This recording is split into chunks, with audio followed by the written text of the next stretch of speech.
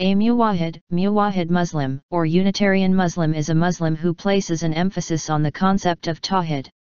Although many movements have used this term Muwahhid, this page focuses on the conglomeration of non-political and primarily theological Muslim revivalist movements that grew in various intermittent periods including the early 19th century.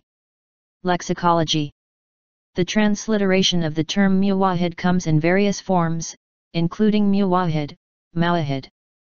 In its plural form they may be described as Muwahhidun, Muwahhideen or simple Muwahhids. Some female Muwahhid Muslims refer to themsevles as Muwahhidah.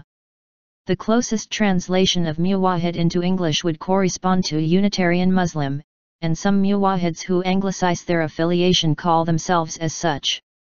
Although the various spellings may include misspellings, plural variation, classical figure of speech pronunciation, pronouned adverb forms, scanno spellings or extant peninsular unclassified isolates that result from multiple linguistic transcriptions. Less common plural spellings include Muwahhidun, Muwahhidun, Muwahhideen. The term is being frequently used by Durtsis in order to define their beliefs. However, the terms should not be confused with other types of individuals since there are many groups who have appropriated the term Muwahhid. These include, for example, the Druze, or the Berber sect which culminated in the Almohad dynasty, both of whom call themselves as such, along with synonyms such as al-Altad, Arabic, which would translate as the people of unity or the Unitarians, from tawhid, unity, of God. The Mu'tazili also used the term along with near synonyms such as al-Adl wat Tawd, meaning the people of justice and monotheism. Based on the distinctions in this article, there is complete overlap between Muwahhid Muslims and the broader Muslim body of beliefs who also place tawhid as the primary reference in describing the relation between God and other than God. As a result, the terms can be used interchangeably and it will not be sufficient to identify a particular sect from the broader body of Muslims unless placed in a specific context. Proponents of the Muwahhid school of thought sometimes claim that their affiliation to this emphasis comes as a result of the Quran.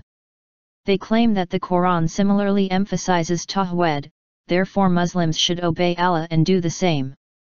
Muwahhids traditionally relied on religious discourse to dissuade individuals from following what they deemed to be idolatrous attributions to God. This sometimes included arguments against the addition of consubstantial persons to their conception of God and the haramness of giving animalistic features to God. Furthermore, their arguments against the excessive emphasization of intermediaries between mankind and God was primarily based on a fear of giving leeway to overzealous mosque-goers who might possibly exploit and manipulate less religiously grounded mosque-goers. Since Muwahhids predominate in Sunni-centric centers of worship, some Muwahhids questioned the hadithically derived sunnah that had little to no feedback from ayahs in the Quran, as well as the tendency among masjid-goers, mosque-goers, to give undue weight to non-tafsir elucidations that have no Quranically derived roots. Although all Muslims share the concept of tawhid as one of the pillars of their faith, Muwahhidists differ in that tawhid constitutes a comprehensive overview that is elevated to an all-encompassing primacy of their faith, as well as a tendency for reactionary proactivism to environments that seem fluid in this regard. Muwahhidism has no clear ideology and has predominantly been used as an appellation or moniker by various Muslims. However, one character that seems to trend across most Muwahhids is that Allah is viewed as holding supreme authority in matters of fiqh, a propensity and sentiment that is sometimes accompanied by a desire to eradicate excessive human interpolation from areas such as the Qoranicities of scripture and ideology.